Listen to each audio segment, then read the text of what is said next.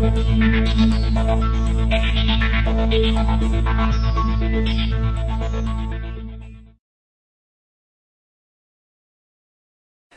good evening from London. Has been very quiet in terms of economic data for the US session. Nothing scheduled on the slate, so we have been generally trending higher in line with the finishes we saw in Europe. Sentiment buoyed again by the short-end peripheral yields, which has seen some inflows into the troubled countries' bonds such as Spain and Italy, following the comments at the back end of last week from ECB's Draghi, with the Spanish IBEX today the best performing equity market in Europe, and that sentiment feeding into the US, with equity futures trading around their session highs in the earlier part of the day and trending along that level, with particular technical focus at the 1395-96 levels in E-mini S&P, corresponding to the 1400 mark in the S&P cash, and that level has kept a lot of trade in that range. Otherwise, there's been some focus on single stock news. We did see a note out of Apple saying that Google's YouTube app is not to be included in their next iOS 6 platform for the iPhone that's upcoming, and we did see some weakness in Google shares in the back of that. And also Best Buy being focused today, pre-market.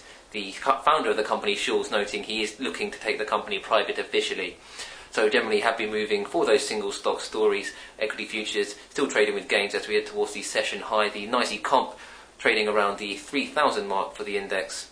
Otherwise, there's been some focus in the energy markets. WTI and Brent crude futures did finish around their session highs at the NYMEX pit close, following that earlier market talk that the Syrian President Assad might have been injured or killed. These were refuted out of the Russian sources, which were said to have broken the news. Even though the refutations did come and the denials from various Russian sources, we still traded towards the highs at the close, given that the geopolitical tensions in the Middle East are still putting a premium on oil prices. Otherwise, in the currency space then, it's been relatively quiet. There's been some focus on dollar yen, which has seen some downside, trading down around 30 pips. Also affecting that has been the rate differentials, as UST notes have traded towards their upper end of their range throughout the session today, but nevertheless, markets looking ahead to the Bank of Japan rate decision this week, in which the asset purchase facility as well as the rate is expected to remain unchanged.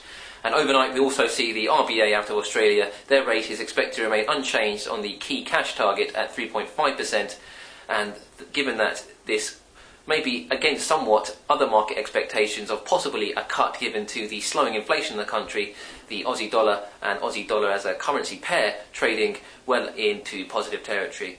Otherwise, that's enough from me. Hope you've had a good trading day, and we'll join you bright and early tomorrow morning. Thank you.